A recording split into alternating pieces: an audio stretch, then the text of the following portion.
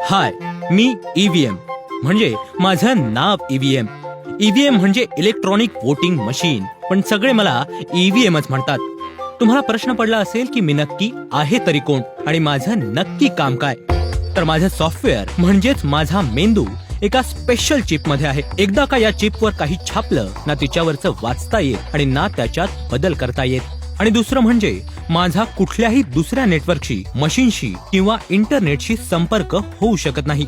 थोडक्यात काय, तर काहीही झालं तरी या कोणत्याही मार्गानं माझ्यामध्ये बदल करणं निव्वळ अशक्य आहे. मी आता दिसतोय तसा तयार होताना आणि होण्यापूर्वीही, एवढंच काय तर प्रत्यक्ष मतदानासाठी वापर होण्यापूर्वीही माझी तपासणी होते. कोणती तपासणी? चला तुम्ही प्रत्यक्षच बघा.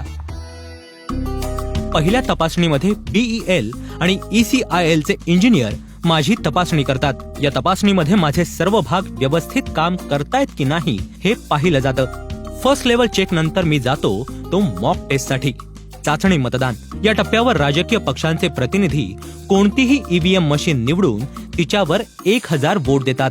आता एवढं सगळं झाल्यानंतर कम्प्युटरवरच्या एका सॉफ्टवेअरच्या माध्यमातून या मशीन मतदारसंघ पातळीवर पोलिंग बूथ साठी निवडल्या जातात आणि त्याही प्रत्येक राजकीय पक्षाच्या प्रतिनिधींच्या उपस्थितीत. या अशा पद्धतीमुळे कुणीही हे सांगू शकणार नाही की नक्की कोणतं ईव्हीएम मशीन कोणत्या पोलिंग बूथवर जाणार आहे. या तपासण्यानंतर उमेदवारांची नावं त्यांच्या नावांच्या अद्याक्षरानुसार ईव्हीएम मशीनवर लावली जातात.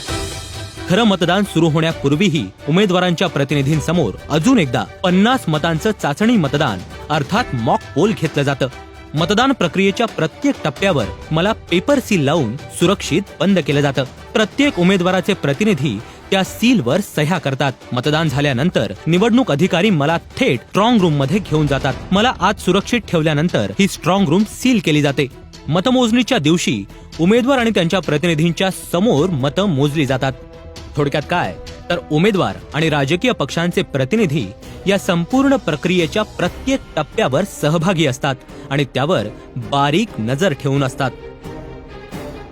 गेल्या काही वर्षांमध्ये माझ्या सच्चेपणावर प्रश्न उपस्थित करणाऱ्या अनेक याचिका देशातल्या 5 उच्च न्यायालयांमध्ये दाखल झाल्या आहेत.